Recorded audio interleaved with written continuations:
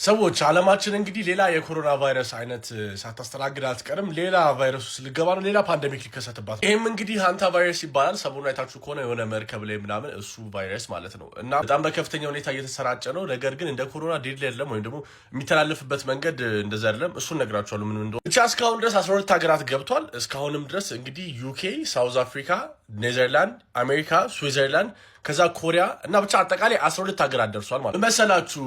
ነገርየው አይ ቲንክ ኮንታሚኔትድ የሆኑ ወይም ደግሞ ብሎ የሚባለው የተነካኩ ሰዎች ወጥተው ወደ ሌላ ቦታ ፍላይ አድርገዋል። ነገር ግን ያው እንደ ኮሮና በትንፋሽ አይተላለፍም፣ በንክኪ አይተላለፍም። ይሄም ያው ከሰው ወደ ሰው መተላለፈው አለ ወይም ደግሞ ይተላለፋል። ነገር ግን በጣም ኢንተንሲቭ የሆነ ፊዚካል ኮንታክት ይፈልጋል ተብሏል። ወይም ደግሞ በጣም ከሆነ ሰው ጋር ረዘም ላለ ጊዜ ፊዚካል ኮንታክት ሊያስፈልጋችሁ ይችላል ለመተላለፍ ማለት ነው። እናም ያው እስካሁን ድረስ እርግጠኛ የሆነ ኮንፊርምድ ኬስ 8 ኬዝ ነው። ነገር ግን በጣም በብዙ ቁጥር የሚቆጠር እንግዲህ ጥርጣሬ አለ። ከዛ በተጨማሪ 3 ደች ውመኖች ወይም ደግሞ የኔዘርላንድ ሴቶች ሞቷል ተብሏል። እናም ያው የሚተላለፈው ከሰዎች ሳይሆን ከሮደንቶች ነው ተብሏል። ሮደንቶች ምን ማለት ነው ላሳያችሁ። ሮደንት ማለት እንደዚህ ናቸው፣ እንስሶቹ ናቸው እና በእነዚህ ውስጥ ነው የሚተላለፈው። ከዛ በኋላ እነሱ ኢንፌክት ያደረጉት ቫይረስ ያለበትን አየር ስተነፍሱት እያዛላችሁ ማለት። በጣም ያስገርም ነገር ልንገራችሁ። ሴሪየስ ሚሊዮን የትዊተር አካውንት ማለት 2022 ላይ ነው ፖስት የተደረገው እንደምትመለከቱት 11ኛው ቀን 6ኛው 2022 ላይ 2023 ላይ ኮሮና ኤንድን 2026 ላይ ሃንታ ቫይረስ ብሎ ፖስት አድርጎ ነበር።